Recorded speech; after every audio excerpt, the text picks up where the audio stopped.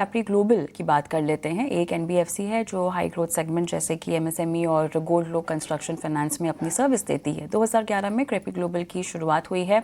Affordable housing loan के लिए company की subsidiary Capri global housing finance CGFL अभी मौजूद है। और वहीं तिमाही नतीजों की बात करें तो कैप्री ग्लोबल का सालाना NII देखा जाए तो करीब 41% बढ़ा है, जबकि 128% की ग्रोथ के साथ मुनाफे में सबसे बेहतर प्रदर्शन यहाँ पर देखा गया है। इतना ही नहीं, AUM में भी करीब 55% की यहाँ पर ग्रोथ देखी गई है। लेकिन तिमाही आधार पर GNPA में इजाफा देखने को मिला है। और MSME के NPA में कहां से दबाव दिखाई दे रहा है और साथ ही किस सेगमेंट में ग्रोथ को सपोर्ट मिला है, इन्हीं तमाम मामलों पर बातचीत करते हैं। कैप्री ग्लोबल के MD राजेश शर्मा हमारे साथ जुड़ गए हैं। आपका बहुत बहुत स्वागत है कॉर्पोरेट कनेक्शन में राजेश जी। और चलिए फर्स्ट सेट ऑफ नंबर्स पर ही हम बातचीत करते हैं। यहाँ पर समझना है कि अब पूरे मॉडल की अगर हम बात करें तो एक तरह से कोलेंडिंग होती है, MSME gold loan, housing loan और अब कार लोन्स भी है। लेकिन ये पूरा जो मॉडल है कैसे बाकियों के मुकाबले अलग है, और साथ ही अगर हम बैलेंस शीट रिस्क की बात करें, स्पेशली उस समय जब कुछ एसेट क्वालिटी स्ट्रेस में दिखाई दे रही है NBFCs को लेकर, तो कैसे आपने अपना रोड मैप तैयार किया होगा? Thank you. तो आप देखें कि हमने जो जो एक्सपांशन किया है पिछले 2 साल में, हमने गोल्ड लोन की करीबन 750 ब्रांचें खोली हैं। आज करीबन 766 ब्रांचें गोल्ड लोन की ऑपरेट कर रही है। उसके बाद कुछ और ब्रांच हमने ऐड की, हमने माइक्रो लैब सेगमेंट ऐड किया है, हमने MSME में कुछ कुछ ब्रांचें ऐड की है, हाउसिंग फाइनेंस में ब्रांच ऐड की है। तो हमने एक्सपांशन किया है। एक्सपांशन के साथ साथ हमने जो है टेक्नोलॉजी पे और डेटा साइंस कैपेबिलिटीज को इनहेंस किया है। उसके चलते हम देखेंगे कि नए और हम हमारा जो पोर्टफोलियो है सारा सिक्योर्ड है। या तो लोन्स जो हैं उनमें कोलैटरल है रियल एस्टेट का या है गोल्ड का।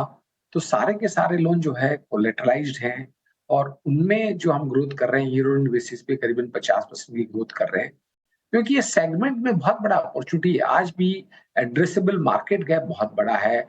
एक छोटे कस्टमर को लोन देना जिनको कि बैंक लोन नहीं देता है, उस सेगमेंट में प्रेजेंट है। तो हमें लगता है कि MSME, gold loan, affordable housing, micro lab और कंस्ट्रक्शन फाइनेंस में छोटे डेवलप, ये पांचों प्रोडक्ट में काफी ग्रोथ है।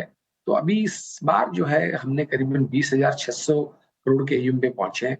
हमें लगता है कि जो हमने गाइडेंस दिया 3 साल का 30,000 करोड़ का, हम उससे पहले ही उसको अचीव करेंगे। और अब ROE भी, जब कॉस्ट इनकम रेशियो हमारा इंप्रूव होना शुरू है, प्रॉफिटेबिलिटी ठीक होना शुरू हो गई है, तो हमारे प्रॉफिटेबिलिटी में जो जंप आया है वो आने वाले कुछ क्वार्टर में कॉस्ट इनकम रेशियो के इंप्रूवमेंट होने से वहां पे भी काफी आपको बेहतर रिजल्ट दिखाई देंगे।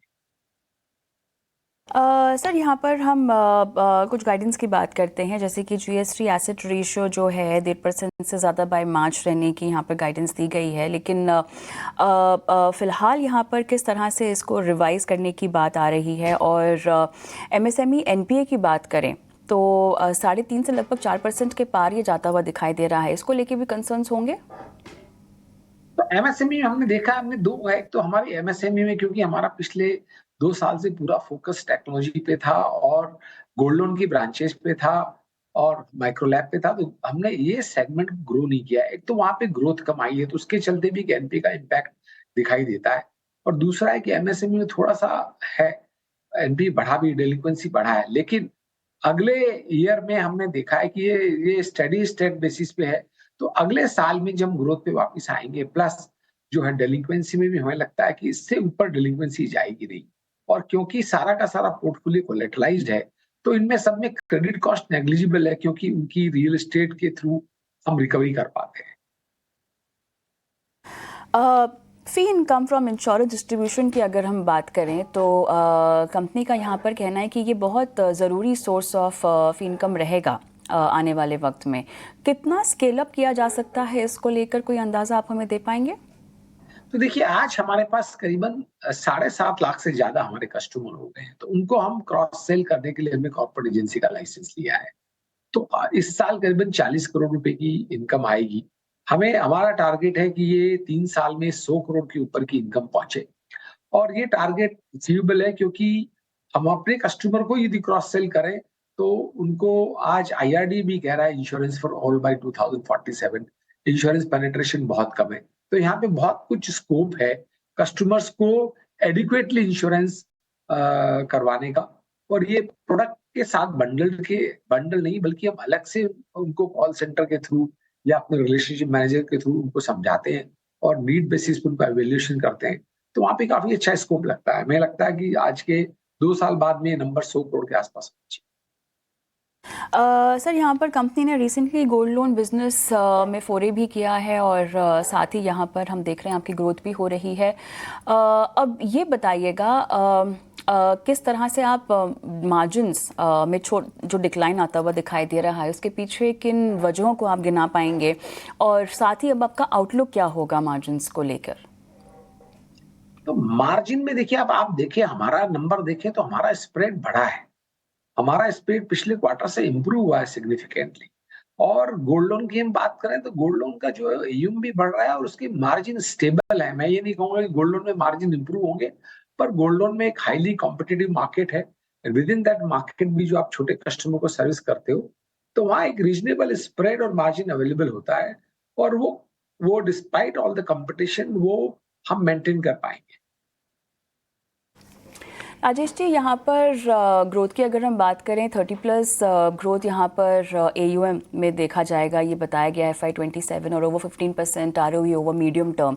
लेकिन जो करंट माहौल है उसको ध्यान में रखते हुए आप इस ग्रोथ को अचीव करने को लेकर कितने पॉजिटिव हैं, कितने कॉन्फिडेंट हैं, और कौन कौन से सेगमेंट्स आपके मुताबिक यहाँ पे इस ग्रोथ को ड्राइव करेंगे?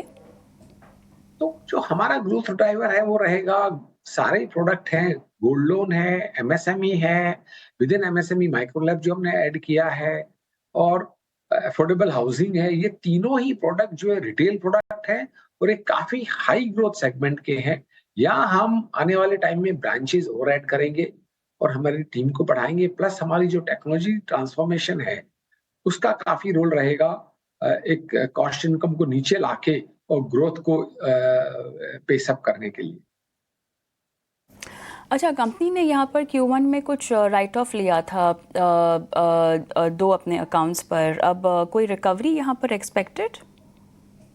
ये जो थे टेक्निकल राइट ऑफ थे, और टेक्निकल राइट ऑफ में हमने 2 मेजर अकाउंट में कुछ रिकवरी करी है, कुछ अगले क्वार्टर में आने की उम्मीद है। पर जो टेक्निकल राइट ऑफ वाले केसेस थे उनमें रिकवरी मोर देन 75% की रिकवरी Q4 के तक हो जाएगी। उसमें कुछ पार्ट रिकवरी हुई भी है उसमें सेकंड क्वार्टर में। राजेश जी, आपसे बात करके बहुत अच्छा लगा। बहुत बहुत धन्यवाद, सभी सवालों के जवाब आपने दिया, समय दिया हमें। आज के मार्केट एक्सपर्ट से विवेक कैप्री ग्लोबल के मैनेजमेंट से बातचीत हुई, ब्रेक पर गए उससे पहले ओवरऑल नतीजों पर आपकी प्रतिक्रिया चाहेंगे पहले तो? देखिए, आई थिंक ओवरऑल एज पर एक्सपेक्टेड लाइंस था। और जो स्टॉक प्राइस था, आप अगर नोट करो पिछले साल करीबन इसी समय इसका वैल्यूएशन पी ऑफ अराउंड 75 और 80 के बीच में चल रहा था। मतलब स्टॉक इतना महंगा हो गया था और इसके लिए मैं काफी कॉशियस था ऐसे स्टॉक्स पे। और आज के दिन इसका पी लगभग आधा हो गया है। मतलब उस हिसाब से स्टॉक भी काफी गिरा है।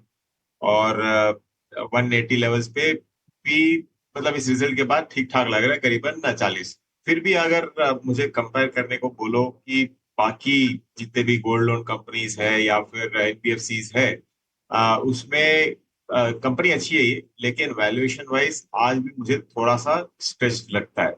तो मैं 40 की पी में लेने के लिए आज भी इस पे कंफर्टेबल नहीं रहूंगा। और मुझे लगता है कि ये थोड़ा बहुत और मे बी 150 लेवल्स पे अगर मिलता है, जो अभी 185 पे चल रहा है, तो वैल्यूएशन वाइज बहुत नहीं, लेकिन ठीक ठाक फेयर वैल्यूएशन पे आ जाएंगे, अट्रैक्टिव नहीं होंगे। तो जो पीयर ग्रुप है, इससे जो जो कंपनी स्ट्रांग है आज के दिन, अगर मैं कंपेयर करना चाहूँ, चाहे वो बजाज ले लो या फिर जियो ले लो या फिर इनफैक्ट श्रीराम टाइप या मुथूट टाइप भी ले लो, तो इन सबसे रिचली वैल्यूएशन दिख रहा है इसका मुझे आज भी। तो इसके लिए मैं प्रेफर करूंगा, जो इस कार्नेज में अगर मुझे चीपर स्टॉक्स मिलते तो वो लेना पसंद करूंगा, ना कि 40 की पी पे, जो ऑलरेडी मुझे यहाँ पे भी महंगा लगता है। चलिए, हम